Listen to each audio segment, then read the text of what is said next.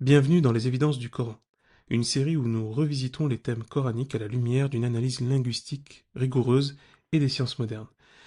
Ici, pas de discours obscur ou culpabilisant, nous cherchons à comprendre le texte dans sa clarté, sa logique et sa portée universelle. Chaque épisode propose une lecture scientifique et spirituelle pour redécouvrir le Coran comme un espace de réflexion, de bienveillance et d'évidence. S'il y a bien une chose qui fait pas beaucoup de doute concernant le Coran, c'est toute l'importance que représente la salat dans le texte et le discours coranique. Non pas qu'elle soit répétée des centaines de fois, même si elle a de très nombreuses occurrences, mais c'est surtout qu'elle représente une place centrale dans l'existence et dans le rapport au divin, ainsi que le rapport à la réalité. La salat est un pivot, la salat est un fondement, mais surtout la salat représente à elle seule une dimension très riche dans le Coran, une donnée qui représente à elle seule plusieurs dimensions qui vont être très importantes pour notre vie. Et c'est pour ça que on ne se trompe pas tellement lorsqu'on considère qu'elle est importante. On la traduit souvent et on la considère souvent comme étant la prière. Or, la prière est plutôt une des dimensions de la salat. Et même la prière aujourd'hui, telle qu'elle est définie à peu près par les gens, c'est une version même souvent appauvrie. Dans le sens appauvri, c'est-à-dire elle n'est enfermée dans la manière dont les gens l'aperçoivent, que dans une logique rituelle, parfois pire, mécanique. Non pas qu'il n'existe pas de gestes, non pas qu'elle ne s'inscrive pas dans une temporalité, non pas qu'elle n'a pas une codification. Non, non, c'est bien tout cela. Mais précisément, il est problématique si on réduit en fait la salade qu'à ça. D'ailleurs, à tel point que soit parfois elle devient, elle est négligée, pas comprise, pas investie, et à ce moment-là, en fait, elle finit par ne plus représenter grand-chose, malheureusement. Soit, des fois, c'est l'inverse, elle peut être surinvestie, elle peut devenir vraiment encombrante, lourde. Ça d'ailleurs, c'est intéressant parce que le Coran nous parle de ça. Il nous parle en fait des problématiques que peuvent rencontrer les gens vis-à-vis de la salat. Et aussi des raisons pour lesquelles ils les rencontrent. Mais aussi, ce qui est très intéressant, et c'est ça qui va nous intéresser particulièrement, c'est le fait que le Coran nous dit pourquoi la salat, nous dit pour quelles raisons, nous dit quel est l'objectif, ou plutôt quels sont les objectifs de la salat. Et c'est là que ça devient très intéressant. Dans la sourate 20, lorsque Moïse, Moussa est interpellé par la révélation, par ce passage sublime de la sourate Taha, Inni ana Allahu la ilaha illa ana fa'budni wa aqimis salata li dhikri. En réalité, je suis moi, Dieu. Il n'y a pas d'autre divinité à part moi. Sois donc dans l'adoration, fa'budni, sois conforme à mon ordre, à mon harmonie, wa aqimis salata li dhikri. Et établis, réalise, édifie la salat, les dhikri, pour m'avoir en présence, pour m'avoir en conscience, pour prendre conscience de moi. C'est une des possibles traductions de dhikr. On y reviendra. Wa aqim salat li dhikri. Réalise, établis la salat. Il y a donc évidemment de nombreux versets dans le Coran qui parlent de iqamatis salat, le fait de réaliser, d'édifier, de forger, de construire même la salat. Et donc ce n'est pas simplement faire la salat, c'est quelque chose de beaucoup plus fort. C'est comme si on disait qu'il fallait l'ancrer, qu'il fallait l'installer, installer la salat. Parce que c'est le même terme qu'on utilise, l'iqama, c'est le même terme qu'on utilise pour planter une tente, pour installer une tente. Ce qui représentait d'ailleurs la demeure des Bédouins. Donc il y a déjà une rhétorique, une manière d'aborder les choses dans le Coran qui montre que c'est très important, que c'est essentiel, c'est central, c'est prioritaire même, c'est prioritaire, et ça a un lien avec le divin. À n'en point douter.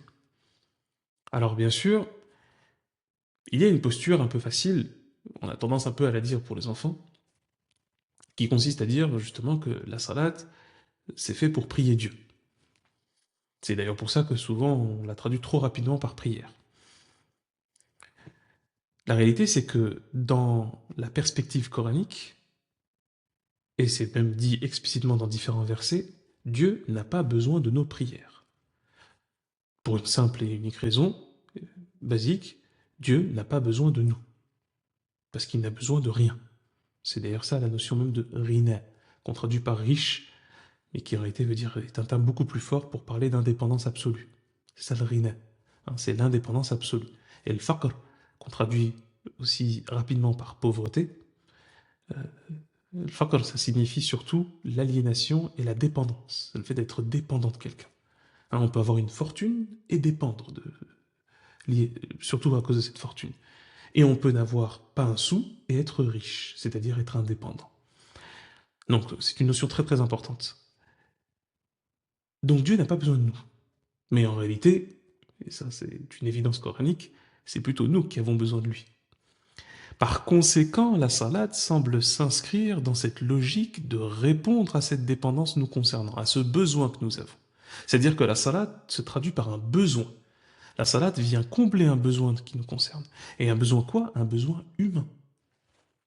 Un besoin humain. Et ça, c'est très important. Parce qu'à partir de ce principe-là, à partir de cette analyse, on va pouvoir mieux comprendre l'un des aspects les plus remarquables, les plus impressionnants de la salade. La salade est donc centrale, comme on l'a dit, selon le Coran. On la voit, hein, même le Coran tient à mettre en scène la quasi-totalité de ses envoyés, des personnes qu'il a envoyées, des personnes qui sont investies par la révélation, dans cette importance et cette centralité qu'a la salat. Donc elle répond à un besoin. Et d'ailleurs, en commençant par ce passage de la sourate Taha, la sourate 20, donc on dit que la salat a un lien avec le dhikr. Établis la salat pour faire le dhikr. Je ne la traduis pas tout le temps le mot dhikr parce que c'est un concept très fort dans le Coran, vraiment très fort, qui veut dire beaucoup de choses. On va un peu plus le détailler aujourd'hui, mais il faut comprendre aussi que les traductions parfois ont une tendance à affaiblir des notions aussi importantes et aussi denses. Donc la salat permet, se traduit, implique le dhikr, hein, cette forme de présence à l'esprit, cette présence juste, cette attention. Et c'est une présence de quoi? De qui? De Dieu. Réalise, établis la salat pour que tu puisses m'avoir en présence, pour que tu puisses avoir conscience de moi. Moi, Dieu, hein, évidemment. Or, dans une autre sourate, il est dit justement que le dhikr Allah, le fait d'avoir en présence le divin, le fait d'avoir conscience de Dieu, hein, le fait d'avoir l'esprit, d'avoir cette attention centrée sur le divin, hein, vous voyez, c'est une des explications qu'on donne du mot dhikr, eh bien, provoque quelque chose d'automatique. C'est Ala bi dhikrillahi tatma'innal qulub. N'est-ce point par la présence, la conscience affichée, la conscience affirmée du divin que se tranquillisent les cœurs. Ala bi dhikrillahi tatma'innal qulub. N'est-ce point par l'évocation, la présence, le dhikr de Dieu que les cœurs se tranquillisent. Et donc, en faisant une simple opération logique, on comprend que la salat, ayant pour objectif affiché, officiel, clair, de réaliser le dhikr de Dieu, eh bien le Coran nous dit, et le dhikr de Dieu a pour externalité, a pour conséquence, a pour résultante l'apaisement du cœur. N'est-ce point par l'évocation, la présence, la conscience affirmée de Dieu dans son esprit, que les cœurs se tranquillisent. Donc c'est intéressant. Qu'est-ce que cet apaisement? Qu'est-ce qu'il représente? Pourquoi est-ce si important? Parce que vous vous rendez compte déjà de cette première affirmation? Ça veut dire que l'une des dimensions pratiques les plus essentielles de la révélation coranique, l'un des aspects les plus fondamentaux de la conscience coranique, c'est la salat. Et cela, ça ne fait l'objet d'aucun débat ni controverse. Eh bien, son axe central à cette pratique, à cette dimension, à cette approche qu'est la salat, c'est de nous mener vers l'apaisement. Ce qui signifie que le cœur de la démarche coranique, le sommet, la priorité, c'est l'apaisement du cœur, l'apaisement de l'esprit, l'apaisement de l'être humain. Il y a déjà beaucoup trop de choses à dire sur ça, hein, mais on va déjà voir pourquoi donc la salade ferait ça et comment elle le fait. Et c'est là qu'on va se pencher sur ce qui a été très accentué ces 20 dernières années, 30 dernières années. À vrai dire, ça a commencé dans les années 80, il me semble. Et ça s'est affirmé évidemment, parce que c'est aussi lié à la technologie. C'est les avancées que nous avons pu voir et rencontrer dans les neurosciences. Les neurosciences représentent aujourd'hui, c'est un terme un peu fourre-tout aujourd'hui, c'est vrai, mais représentent en réalité toutes les découvertes scientifiques et les techniques également qui nous ont permis d'un peu mieux comprendre le cerveau. C'est un horizon très vaste, c'est un océan très profond, c'est une galaxie très complexe qu'est le cerveau, mais nous avons avancé sur de nombreux aspects. Et ce qui nous permet d'ailleurs de dire que nous avons avancé, c'est aussi parce que nous avons pu expérimenter, évaluer et vérifier certaines affirmations, certaines pratiques, certains effets, certaines stimulations, et on a pu voir quelle trajectoire ça pouvait prendre et comment améliorer aussi ce qui était aussi un enjeu de la connaissance et de la recherche, améliorer aussi le sort et l'existence humaine. Parce que ce qui est certain, c'est qu'un grand nombre de nos troubles, un grand nombre de nos maux, MAEX, et un grand nombre de nos affects sont liés à notre cerveau. Et plus on étudie, plus on analyse, plus ça se confirme. Et d'ailleurs, même lorsque il y a quelques affirmations qui vont consister à dire que oui, l'importance de l'intestin, l'importance du cœur anatomique, etc., mais en réalité, toutes ces importances-là sont et restent connectées au cerveau.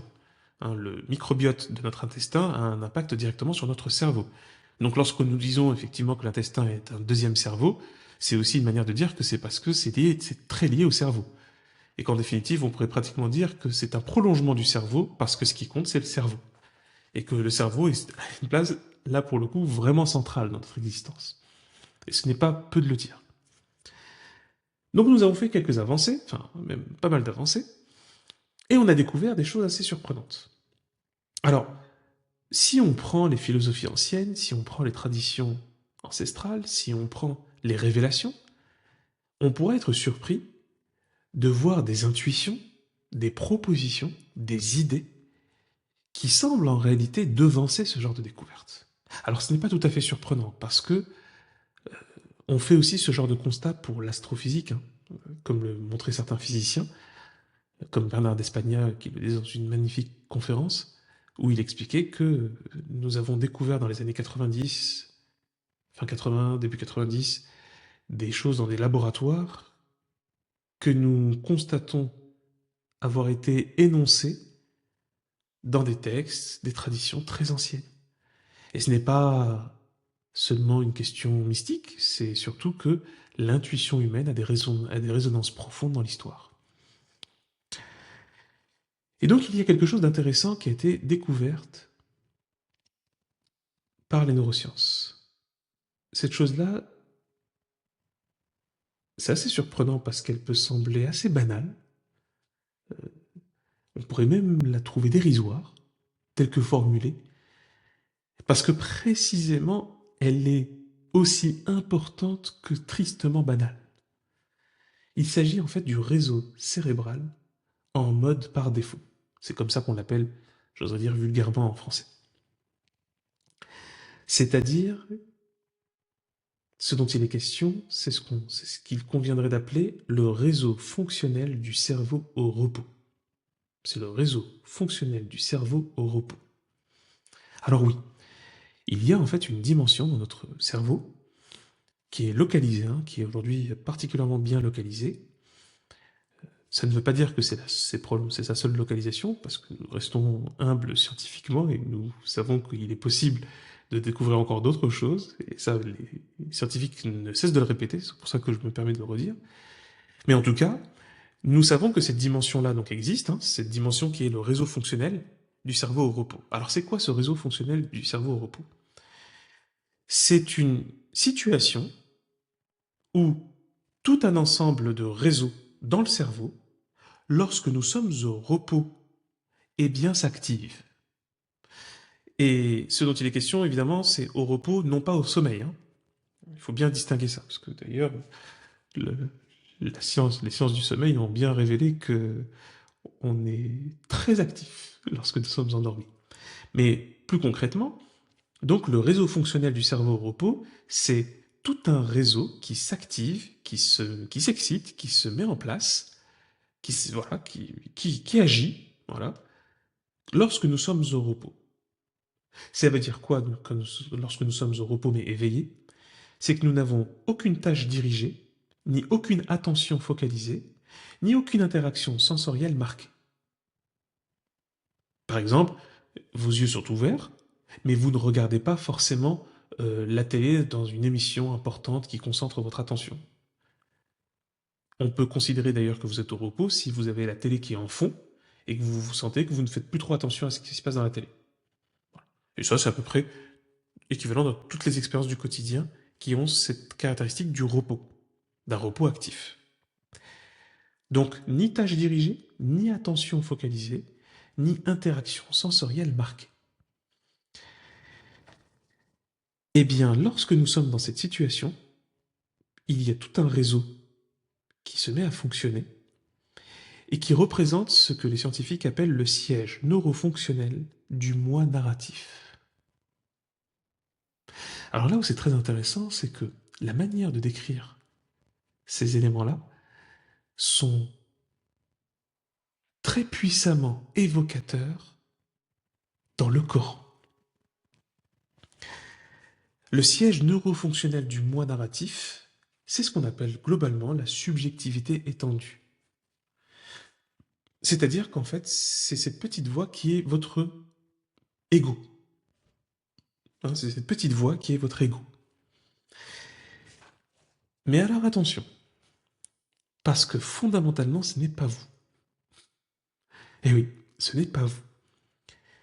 C'est une sorte de nœud, de pelote, d'idées, de ressenti, qui se manifeste précisément dans cet état de repos actif, dans cet état du réseau en mode par défaut. Malheureusement, la quasi-totalité des êtres humains ont certainement tendance à ne pas faire la différence entre eux et cette pelote de, de soi focalisé, de ce moi narratif, qui en fait s'inscrit dans une fiction temporelle. Alors ça veut dire quoi? Ça veut dire en fait que nous sommes dans une sorte d'état où ce mode par défaut va faire un va-et-vient entre du passé et surtout le passé et tout son lot de regrets, de traumas, de, de chocs, de problèmes, d'expériences malheureuses, et même d'expériences heureuses, mais pas dans le bon sens. Et donc il fait ce va-et-vient entre cet aspect passé et le futur. Mais alors le futur qu'il crée de toutes pièces, en pure fiction. D'où l'idée de fiction temporelle, hein. C'est-à-dire qu'il se projette, cette pelote va se projeter, ce moi narratif va se projeter en disant: tu vois ce qui s'est passé l'année dernière, bah ça va se passer, il va se passer la même chose. Tu vois ce que tu as vécu ce dernier jour-là, et ben en fait, on va le revivre aussi de cette façon. Tu vois ce truc très stylé que tu as vécu, bah en fait, tu vas pas le vivre la prochaine fois. Ouais. Alors oui, il a tendance à être assez négatif. Il a vraiment tendance à être très négatif, très très très négatif. Et pour une raison simple, parce qu'en réalité, il s'inscrit dans une forme de vide parce qu'il n'est jamais dirigé. Et vous allez voir que c'est assez particulier parce que précisément il a tendance à s'éteindre lorsqu'on commence à le diriger. Et c'est là que c'est intéressant. En fait, il est en compétition avec le contrôle exécutif de notre cerveau, c'est-à-dire la fameuse partie de notre cerveau où on prend les décisions, où on s'attache à faire quelque chose de très sérieux, où on décide de focaliser notre attention sur une tâche précise, ou lorsqu'on mène une réflexion poussée, etc., etc. Vous voyez, donc c'est tout ce qui est dirigé volontairement, tout ce qui est dirigé activement, consciemment. Voilà. Et il est aussi en compétition avec le réseau de science. C'est quoi le réseau de science? C'est un élément de notre cerveau qui est attentif au changement, qui est attentif aux, aux modifications d'environnement, aux stimulations importantes. Il fait un tri, hein, il fait un tri parmi toutes les stimulations. Justement, par exemple, vous regardez la télé dans le fond, en fond, et donc là, vous ne faites plus trop attention. Vous êtes là, je ne sais pas, par exemple, vous cuisinez ou autre, et il y a un accident de la route dans le voisinage de là où vous vous trouvez. Eh bien voilà, l'aspect saillant, pour peu que vous n'êtes pas non plus totalement dans une phase de distraction complète, ce qui peut d'ailleurs arriver, mais ce réseau de science va justement s'activer en disant ah, attention, il s'est passé quelque chose d'important. Et c'est d'ailleurs ce qui va vous faire sortir de votre inattention dans laquelle vous vous trouviez précédemment. Oui. Donc eh bien, ce mode par défaut, ce réseau fonctionnel du cerveau au repos, est en compétition. Il a tendance justement à, à agir lorsque les deux sont endormis, pour le dire ainsi, hein, pour l'exprimer de cette façon, lorsque les deux sont inactifs ou très peu sollicités. Et effectivement, la science révèle que ce mode par défaut se caractérise particulièrement par une rumination mentale et un narrateur intérieur. Et tout ça en mode automatique. Et donc ce qui est assez fou, c'est que c'est certes à l'intérieur de nous, c'est certes dans notre cerveau, et pourtant ce n'est pas nous. C'est-à-dire que c'est comme si l'ensemble de vos expériences et de vos ressentis se mettait à s'exprimer seulement dans ce moment-là. L'ennui, encore une fois, et c'est un élément très important à retenir, c'est que bien trop souvent, pour ne pas dire presque tout le temps, les gens ont tendance à se confondre avec cette voix, à se confondre avec ce narrateur intérieur. Alors que ce narrateur est totalement automatique et en réalité il s'inscrit dans le vide. Non pas que ce qu'il dit est faux, mais plutôt que ce qu'il dit n'est pas la seule réalité. Bien que parfois ce n'est pas tout à fait la réalité. Donc il se caractérise par cette rumination mentale et ce narrateur intérieur qui ne s'arrête que lorsque vous passez dans des tâches actives. Et précisément, si jamais vous ne faites pas la différence entre vous et ce narrateur intérieur, pire encore, vous sentez même que vous avez tendance à l'écouter, à être attentif à ce qu'il vous dit, c'est-à-dire donc que vous ne faites pas preuve, vous n'arrivez pas à le réguler ni à le moduler, eh bien alors, progressivement, il se transforme en tyran, un véritable tyran intérieur. Et là où c'est donc intéressant, c'est que le Coran a une expression pour ce phénomène-là. Le Coran a une expression pour ce réseau fonctionnel du cerveau au repos. C'est le hawa. Le hawa, alors malheureusement, il a bien souvent été traduit comme étant la passion ou les passions, alors que les passions, c'est davantage à shahawat, et à shahawat, ça peut être négatif comme positif, hein, tout simplement. Et c'est logique en fait. Hein. Vous dites ça à n'importe qui, il y a des passions qui dévorent et il y a des passions qui stimulent. C'est aussi simple que ça. Et quand on est assez calibré pour comprendre et faire la part des choses, bien, on sait faire attention entre une passion dévorante qui même nous consume et une passion qui nous stimule et nous améliore et nous fait grandir. Donc non, El Hawa, c'est pas la passion. El Hawa, d'ailleurs, dans la langue arabe, désigne, parce qu'il est même utilisé comme ça dans le Coran, dans d'autres occurrences, désigne le vide, ou plus exactement, ce qui se produit d'un corps à la dérive dans le vide, lorsqu'on fait une chute d'un espace très haut. Ouais. Donc, et en général, c'est même comme ça qu'on décrit les gouffres. El-Hawiya, en arabe, c'est un gouffre. Ouais, c'est une des expressions qu'on utilise pour parler de l'enfer. Donc c'est un gouffre, un espace vide. Et donc, ce réseau fonctionnel du cerveau au repos, en fait, est gouverné par le vide. Et c'est à partir de ce vide-là, et dans ce vide-là, que s'exprime ce moi.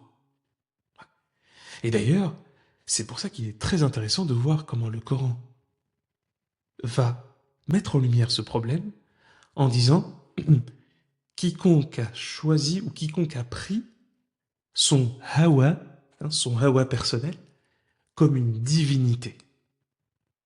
Alors malheureusement, nous avons eu trop souvent l'habitude d'avoir une lecture culpabilisante, criminalisante de, de ce phénomène-là, alors qu'en réalité, comme le démontre la science aujourd'hui et la psychologie, eh bien en fait, il s'agit plutôt d'un trouble, d'un désordre, d'une défaillance dans laquelle l'être humain est très facilement susceptible de tomber, parce que c'est lié à notre nature, hein, vu que c'est lié au fonctionnement même de notre cerveau, hein, c'est tout. Hein. Eh bien, donc ce n'est pas si culpabilisant que ça, mais c'est plutôt alarmant, dans le sens noble du terme, pour plutôt nous clarifier la situation, parce que justement, on peut se retrouver dans des états d'âme et dans des émotions et des sentiments qu'on ne comprend plus, qu'on sent même nous envahir, et Dieu merci, justement, la science nous dit, ah, non, attendez, vous inquiétez pas, ce n'est pas aussi dingue que vous le croyez, ce n'est pas aussi incontrôlable que vous le pensez, et ce n'est pas aussi confondu avec votre personne que vous n'avez tendance à le croire. Et c'est même là l'enjeu de ce verset qui dit, quiconque a choisi ou quiconque se retrouve à avoir son hawa, ce vide, ce moi intérieur, ce moi narrateur, ce narrateur intérieur, comme divinité, ouais, se retrouve donc perdu. Et c'est effectivement ce que la science démontre. Ce narrateur intérieur, si nous le choisissons comme référence, si nous le prenons au mot, si on le croit sur parole, si on se soumet à ce qu'il dit, hein, c'est-à-dire c'est toute la démarche qu'il y a lorsqu'on prend un élément comme divin, hein, le principe même de divinité, c'est référence ultime, hein, c'est la référence suprême. C'est-à-dire que c'est le principe à partir duquel vous analysez tout. Oui, c'est ça en fait. Hein, donc quand on considère que c'est Dieu, eh bien en fait toute l'existence part de ce principe ultime et ensuite se déroule pour analyser, comprendre et interagir et agir dans la vie et dans l'existence. Ouais, c'est ça ce qu'on appelle les implications de ce que signifie même l'idée de Dieu. Ouais. Et ça me semble essentiel, surtout dans notre époque contemporaine. Donc si on se retrouve désarmé, si on se retrouve sans régulation, sans modulation, eh bien, inexorablement, ce narrateur intérieur devient un tyran. Et lorsqu'il devient un tyran, nous nous retrouvons, exactement comme le décrit le Coran dans la notion de hawa, comme le mouvement incontrôlé d'un corps dans le vide. Et là, c'est tumultueux. Nous sommes dans un flux où on rumine le passé et on anticipe, bien souvent négativement, l'avenir. Et d'ailleurs, ces deux états, ces deux tendances sont également très importantes dans le Coran, parce que ruminer le passé, c'est ce que le Coran appelle le hazan, qu'on traduit par tristesse, et c'est une traduction trop rapide, pertinente certes, mais trop rapide.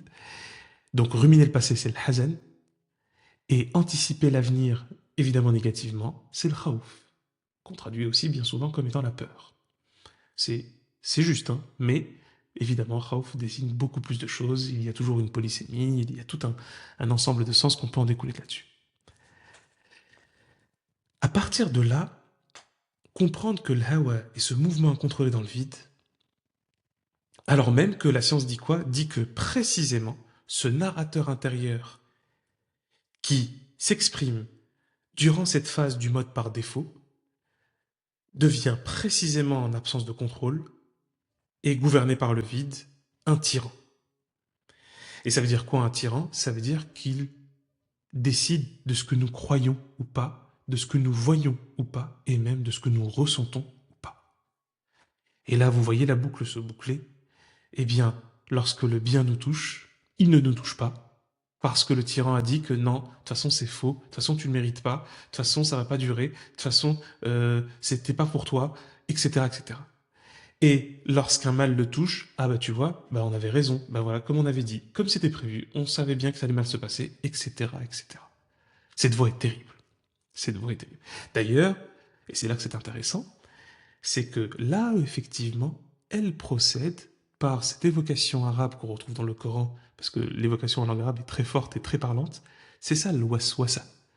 Hein, vous voyez, c'est un mot qui rebondit, justement, qui fait écho, qui est en résonance, en miroir. Waswasa.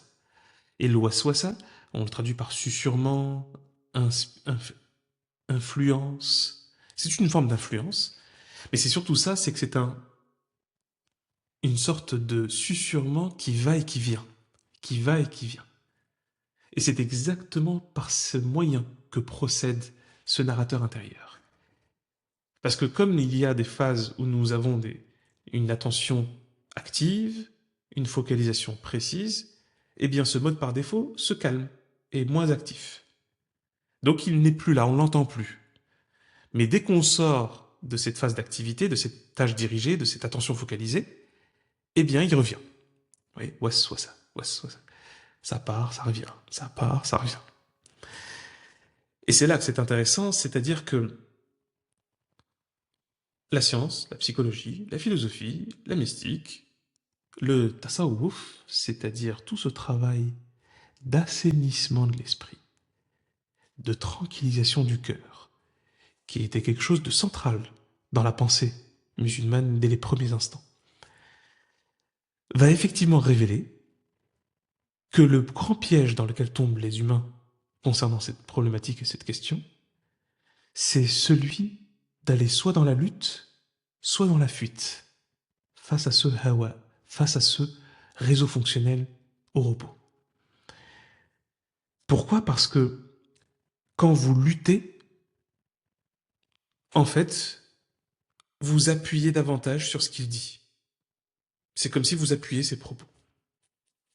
En réalité, vous rentrez dans un débat alors même que le principe même du débat est faux. Oui, c'est comme quand on dit euh, se prendre la tête à répondre à une question qui était déjà à la base fausse. C'était une mauvaise question. Donc pourquoi chercher la réponse? Eh bien, c'est à peu près ça. C'est-à-dire qu'en fait, les propositions de ce narrateur intérieur sont à la base fausses ou mauvaises, voire nuisibles, donc il ne convient absolument pas de répondre.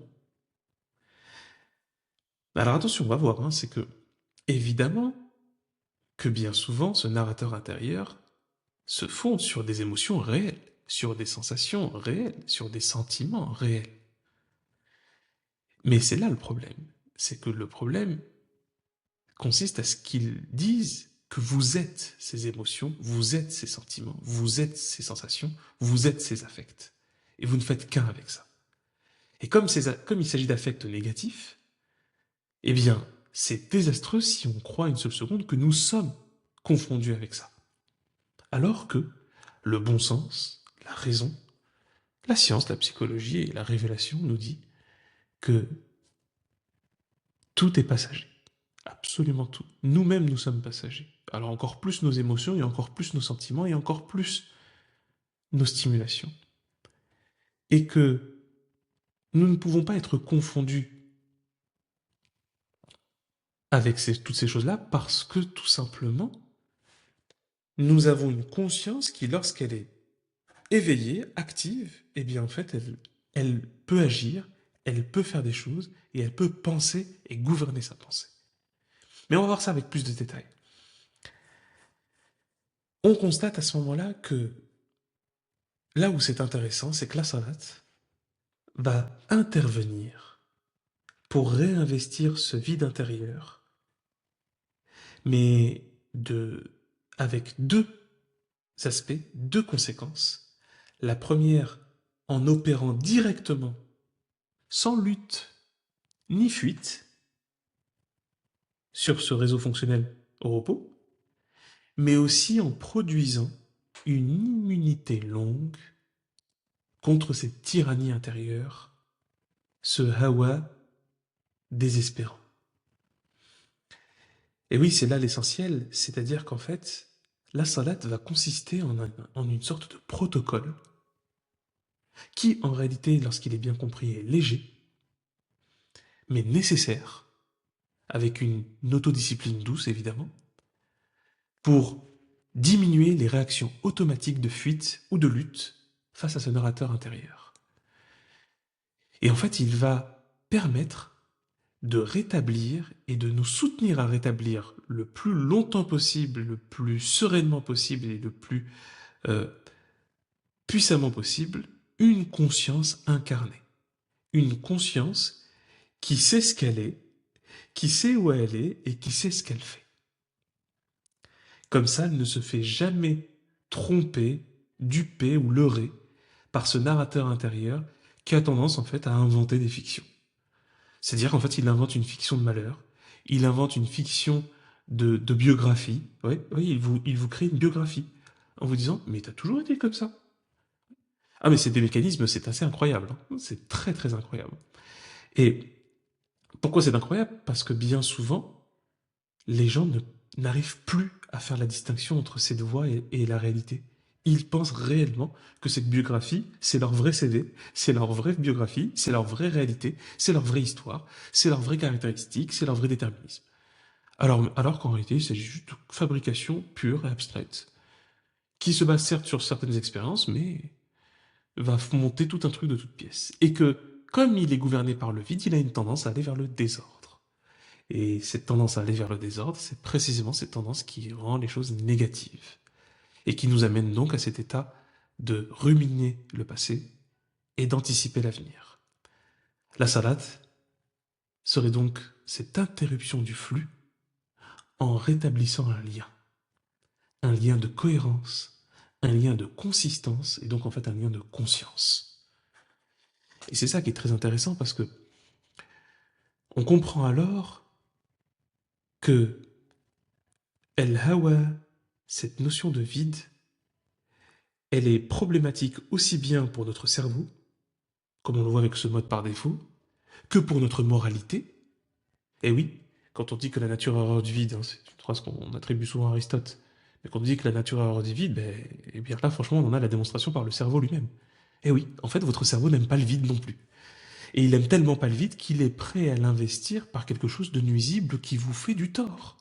Parce qu'attention, la recherche jusqu'aujourd'hui est en train de constater que ce fameux réseau fonctionnel au repos, qui est un mécanisme en fait naturel du cerveau, est très probablement, voire certainement dans certains cas, bien déterminé, la cause de pathologies mentales parfois très lourdes, très très très très lourdes.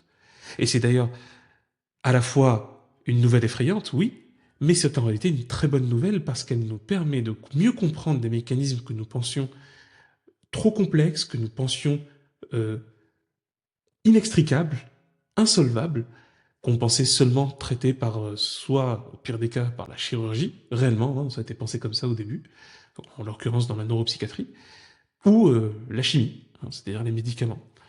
Et que certes, les médicaments inhibent, hein, c'est leur principale fonction, ce sont des inhibiteurs chimiques, ou parfois ils vont activer un élément qui lui va inhiber le, ce réseau fonctionnel, mais vous l'aurez compris, ça ne règle pas le problème de fond.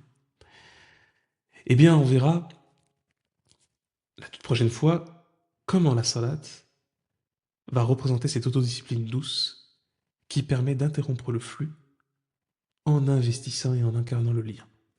Un lien conscient, un lien éclairé et un lien d'apaisement. Car c'est en définitive ce qui est recherché, l'apaisement des consciences, l'apaisement dans notre cerveau et donc l'apaisement de notre existence.